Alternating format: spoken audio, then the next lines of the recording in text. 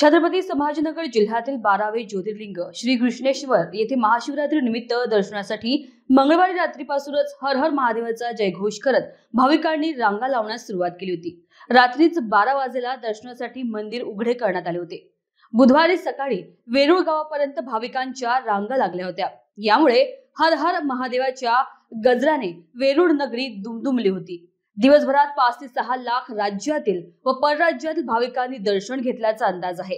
दर्शनासाठी येणाऱ्या भाविकांना फराळ, पाणी, दही साखर अशी व्यवस्था मंदिराच्या वतीने करण्यात आली होती। तर 16 पोलीस अधिकारी, 150 पोलीस कर्मचारी, 180 होमगार्ड, 50 खासगी सुरक्षा रक्षक, अग्निशमन दल असा बंदोबस्त मंदिर परिसरात तैनात होता। कृष्णेश्वर मंदिरातून श्रीची पालखी मिरवणूक 4 वाजेला काढून अहिल्यादेवी तीर्थकुंड येथे रुद्र अभिषेक करण्यात आला।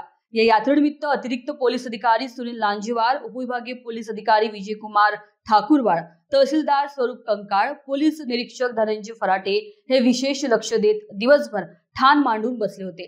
दर्शनास आलेल्या भाविकांनी आपले चप्पल, बूट मंदिरात व्यवस्था केलेल्या स्टँडच्या ऐवजी कुठेही सोडल्यामुळे भक्तांना जमलेल्या चप्पल बुटांच्या ढिगाऱ्यातून शोधण्यास मात्र मोठी कसरत करावी लागली।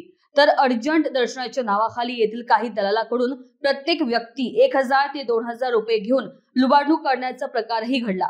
बुधवारी रात्री 12 वाजेला मुख्याधिकारी दिलीप स्वामी यांच्या हस्ते महापूजा आरती करण्यात आली। यावेळी पोलीस अधीक्षक ग्रामीण डॉक्टर विनय राठोड, मनपा आयुक्त जी श्रीकांत, माजी खासदार चंद्रकांत खैरे यांच्यासह देवस्थानचे अध्यक्ष योगेश टोपरे, विश्वस्त व अन्य मान्यवर उपस्थित होते। इंडिया न्यूज टीव्ही 24 करिता राजेश थोरात, खुलताबाद, छत्रपती संभाजीनगर।